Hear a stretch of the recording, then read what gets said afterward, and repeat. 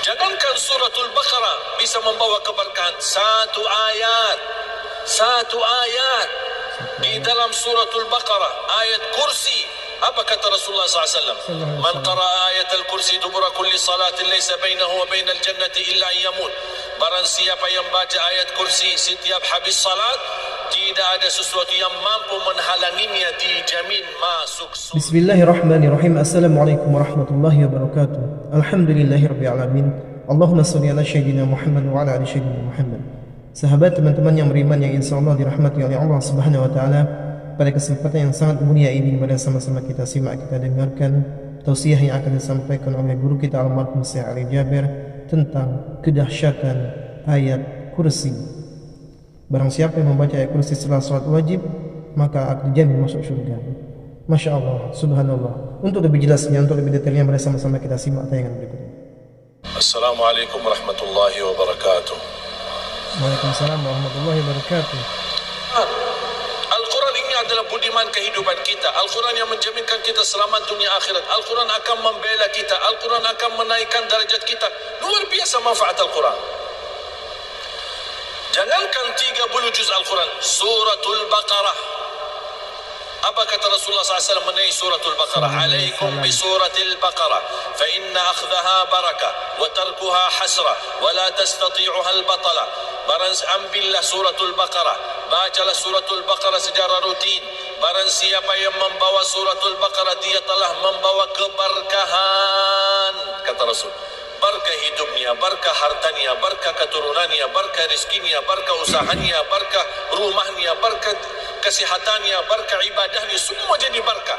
Berkatnya suratul Baqarah. Masya Allah, surah Al-Baqarah. Dan barang siapa yang meninggalkan suratul Baqarah akan nyesal. Kira-kira mau nggak Bapak Ibu jadi orang yang nyesal? Kata Rasul, jangan tinggalkan suratul Baqarah. Wala tastati'uha al-batala. Tukang sihir, tukang ramal, tukang dukun, siapapun yang niat jahat sama kita, ingin menggoda kita, mengganggu kehidupan kita, merusakkan keharmonisan dalam rumah tangga kita, tidak ada yang bisa selama kita selalu merutinkan baca suratul Baqarah. Kenapa? Suratul Baqarah termasuk salah satu surah yang melindungi kita dari kejahatan alam gaib. Makhluk halus, jin, syaitan, sihir, macam-macam dilindungi oleh Allah, dan kekuatan dan dahsyatnya keberkahan suratul Baqarah. Bapak Ibu, sering gak kita berantem di dalam rumah kita? Tiba-tiba anak kita nangis tengah malam tanpa alasan. Tiba-tiba ada masalah kecil dalam rumah kita, kok jadi masalah besar sampai terucap talak. Kadang kita pulang ke rumah tidak merasa nyaman, kita merasa kesempitan, ada sesuatu yang aneh di dalam rumah kita tapi kita tidak tahu, sampai kita minta didoakan atau mendatangkan guru ke rumah kita supaya mendoakan, karena kita ada merasa sesuatu yang di dalam rumah kita yang belum jelas, gangguan, makhluk halus, apa alam gaib, macam-macam. Tahu nggak sebabnya apa itu semua? Ini sebabnya semua, termasuk anak-anak kita yang bandel, rewel, tidak bisa diam dan bisa menuruti orang tuanya. Itu semua gara-gara ada banyak syaitan dalam rumah kita. Banyak syaitan dalam rumah kita. Sebab adanya banyak syaitan, kehilangan barakah, rahmat, dan kehilangan keberkahan dan kemuliaan dari Allah SWT. Obatnya apa? Obatnya sudah disabdakan oleh Rasulullah SAW. Alaikum iqra'u surat al-Baqarah. Al-baytul ladhi tuqra'u fihi suratul Baqarah yafirru syaitanu min. Rumah yang di dalamnya bacakan suratul Baqarah, syaitan bakal kabur, lari dari rumah yang ada bacakan dalamnya suratul Baqarah. Boleh baca, boleh setel, dan lebih baik kita baca. Lumayan panjang suratnya, ya memang lumayan panjang. Kalau tidak bisa khatam dalam satu hari, tak apa-apa, 2 hari, 3 hari, nanti bersambung sampai selesai. Begitu selesai, ulang lagi, menjadi kebiasaan dan rutin. Saya punya ibu setiap hari khatam suratul Baqarah. Setiap hari khatam suratul Baqarah. Oleh karena itu nikmat. Coba Bapak Ibu kalau amalkan amalan ini, insya Allah Allah lindungilah keluarga kita. Akan menjadi nikmat dan harum. Baru berkata, rumahku surgaku, karena keberkahan suratul Baqarah. Jangankan suratul Baqarah bisa membawa keberkahan, satu ayat di dalam suratul Baqarah, ayat kursi. Apa kata Rasulullah SAW? Man qara'a ayatul kursi dubura kulli salatin laysa bainahu wa bainal jannati illa an yamut. Barang siapa yang baca ayat kursi setiap habis salat, tidak ada sesuatu yang mampu menghalanginya, dijamin masuk surga. Subhanallah. Satu ayat jaminan masuk surga. Gimana kalau suratul Baqarah semuanya? Gimana 30 juz Al-Quran? Makanya selalu saya ingatkan jamaah, habis salat jangan tinggalkan ayat kursi. Astaghfirullah, astaghfirullah, astaghfirullah. Allahumma antas salam wa minkas salam. Dan seterusnya sampai akhir baca ayat Al-Kursi.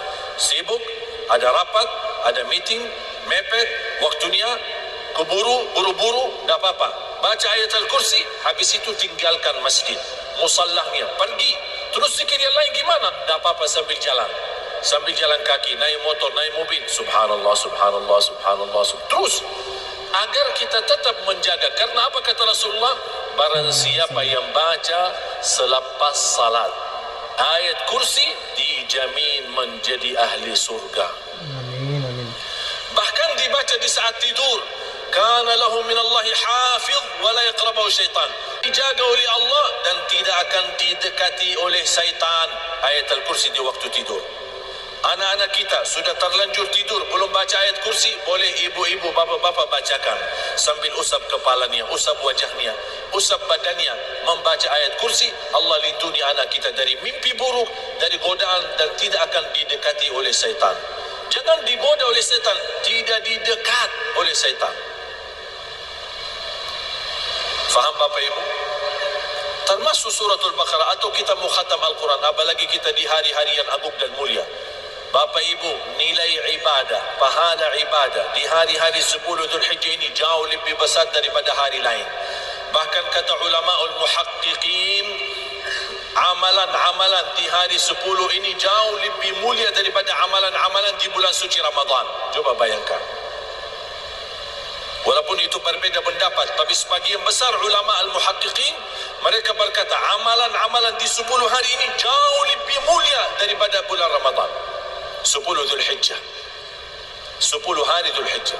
Sampai Rasulullah SAW bersabda di hadis yang diriwayatkan Imam Bukhari, tidak ada amal salih yang paling dicintai Allah sebagaimana amal salih di 10 hari Dzulhijjah ini.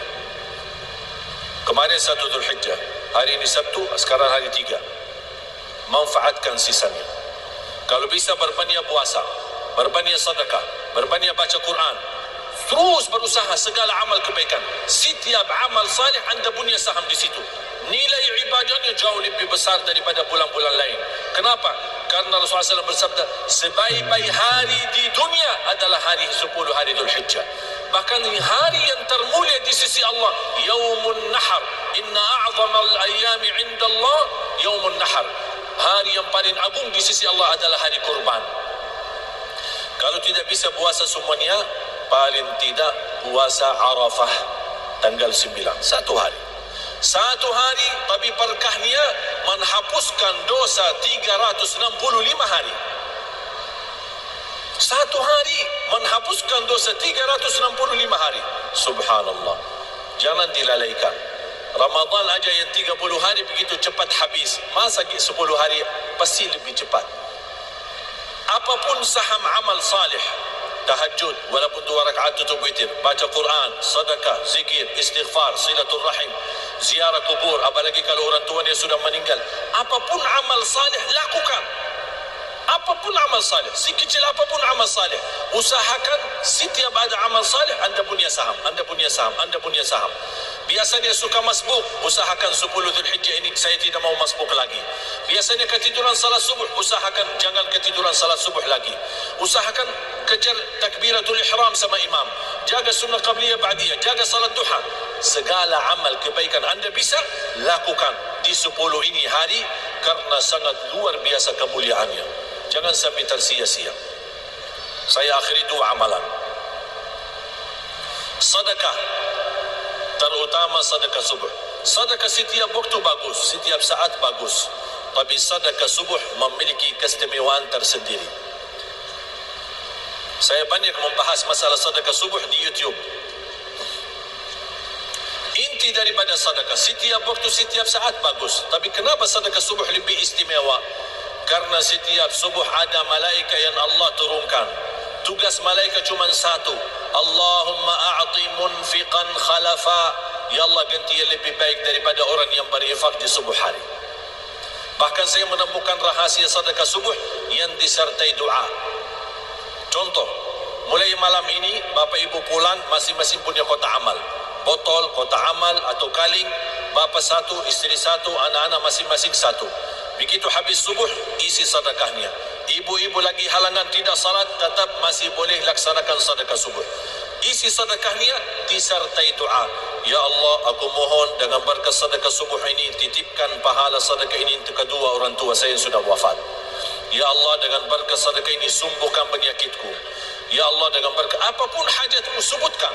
Melamar kerjaan anak-anak muda, ya Allah, aku mohon lamaran kerjaan saya dengan berkat sedekah ini diterima. Soal jodoh, soal kesembuhan, soal pergi haji dan umrah, lunasi hutang, apapun hajat kita sebutkan. Anak keturunan salih-salih penghafal Al-Quran, termasuk anak-anak kita, tolong dari kecil ajarin supaya menjadi anak memberi dengan ikhlas. Isi sedekahnya dan gantungkan dirinya kepada Allah Subhanahu wa taala. Di antaranya termasuk keluarga suami istri yang sudah lama menikah belum punya keturunan, tolong jangan lupa sedekah subuh, doa. Ya Allah, aku mohon dengan berkat sedekah ini karuniailah kepada kami keturunan, karena kami sudah lama menikah belum punya keturunan. Saya punya teman 17 tahun belum punya anak. Saya begitu kasih amalan ini, alhamdulillah dia rutinkan. Alhamdulillah 6 bulan kemudian beliau telefon saya, positif istrinya hamil. Berkat dahsyat sedekah subuh. Satu kali sedekah, satu kali hajat. Jangan sedekahnya koin-koin tapi doanya sampai terbit matahari. Malu sama Allah. Kata malaikat, kelamaan doanya, kebanyakan hajatnya. Padahal sedekahnya teng. Kalau boleh saya usulkan, satu kali sedekah, satu kali hajat. Siap? Sedekah subuh disertai doa. Saya yakin tidak diragukan sifat kedermawanannya masyarakat Indonesia. Tidak diragukan hubbi sedekah, tapi sering tertinggal doa selepas sedekah. Amalan yang kedua dan terakhir, baca Quran setiap hari. Kalau tidak bisa, paling tidak suratul Baqarah. Dan kalau baca, saya nasihatkan.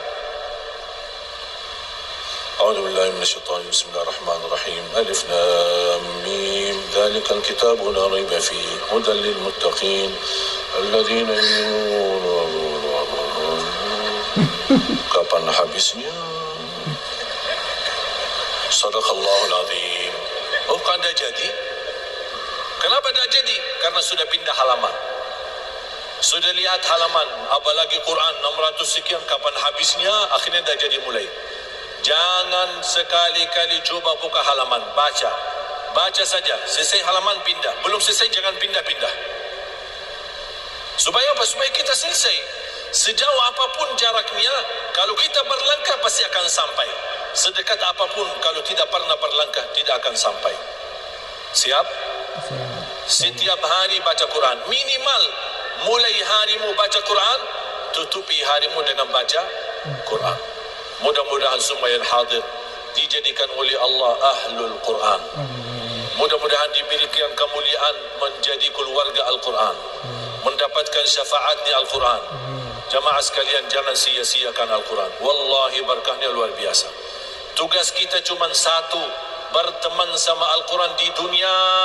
Cuma satu itu aja, berteman sama Al-Quran di dunia. Tahu nggak apa yang akan dibalas oleh Al-Quran? Al-Quran akan temani kita di dunia. Al-Quran akan temani kita saat sakratul maut. Al-Quran akan temani kita di alam kubur menghadapi munkar nakir.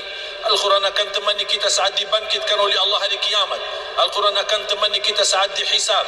Al-Quran akan temani kita menantarkan kita jalan di atas sirat sambil menuju pintu surga. Apakah sambil ke surga Al-Quran meninggalkan kita? Tidak. Al-Quran masih berkenan bersama kita sambil masuk ke surga. Apakah begitu masuk surga Al-Quran meninggalkan kita? Tidak. Al-Quran masih membawa kita ke surga sambil naik ke derajat yang tertinggi. Bukan kata saya, tapi kata Rasulullah sallallahu alaihi wasallam, yuqalu liqari'il Quran, kalau sudah selesai hisab, sudah masuk surga, yuqalu liqari'il Quran, iqra warqa warattil kama kunta turattilu fid dunya fa inna manzilataka 'inda akhir ayatin taqra'uha. Bacalah, naik posisimu. Berarti banyak baca, banyak naik. Sedikit baca, sedikit naik. Bacalah dan naik darjatmu di dalam surga. Dan tartil sebagaimana kamu tartil di dunia, karena posisimu di dalam surga sesuai di mana kamu berhenti membaca. Kata Siti Aisyah melalui dasar hadis ini, apa kata Siti Aisyah? Adadu darajatil jannah bi'adadi ayil Quran, falaysa fi ahli al-jannati a'la darajatan min ahli al-Quran. Jumlah tingkatan dalam surga Allah sesuai jumlah ayat Al-Quran. Oleh karena itu tidak ada yang lebih tinggi daripada ahli Al-Quran di dalam surga Allah. Masa itu manfaatnya luar biasa, kita tidak mau. Belum lagi anak kita yang hafal akan menghadiahkan mahkota kepada orang tuanya. Belum lagi syafaat Al-Quran. Belum lagi Al-Quran akan membawa kita menjadi orang terdekat sama Allah. Karena di hari kiamat ada orang VIP spesial. Dibawa ke mana? Ini mereka terpilih menjadi dekat sama Allah, keluarga Allah, sebagaimana bersabda Rasulullah sallallahu alaihi wasallam. Makanya jemaah sekalian, ayo kita bersemangat, jangan lewat satu hari bilang baca Quran. Mulai harimu baca Quran, tutupi harimu dengan baca Al-Quran.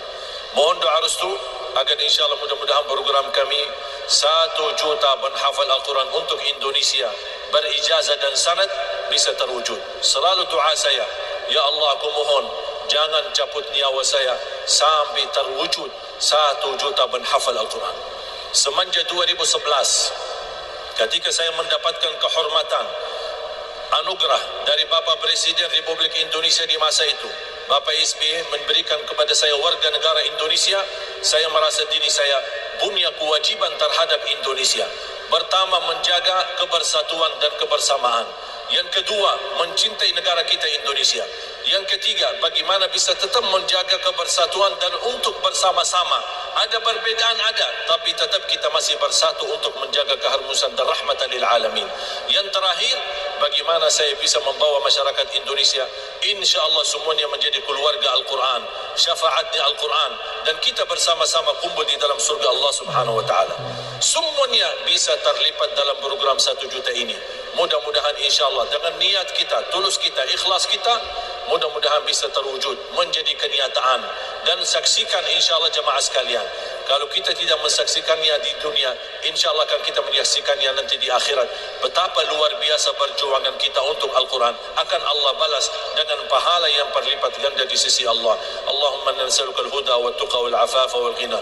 Ya Allah, jadikan kami semua ahlul Quran, keluarga Al-Quran, keturunan Al-Quran. Ya Allah, anugerahkan kepada kami ya Allah menjadi penghafal Al-Quran, berakhlak akhlakul Quran. Berikan kepada kami anak dan cucu salih salihah, anak dan cucu yang mampu menjaga nama baik keluarga kami, anak dan cucu penghafal Al-Quran, anak dan cucu yang membanggakan kami di hadapan-Mu hari kiamat. Ighfir lana wa liwalidina wa li jami'il muslimina wal muslimat wal mu'minina wal mu'minat al ahya'i minhum wal amwat. Ya Allah, atas izin-Mu kami sama-sama berkumpul di Masjid Agung ini. Ya Allah, berilah kepada kami kemuliaan sama-sama bertemu kembali di dalam surga-Mu ya Allah bersama Nabi Muhammad sallallahu alaihi wasallam. Rabbana atina fid dunya hasanah wa fil akhirati hasanah wa qina adzaban nar. Wa sallallahu ala sayyidina wa nabiyina Muhammad wa ala alihi wa sahbihi wa baraka wa sallam.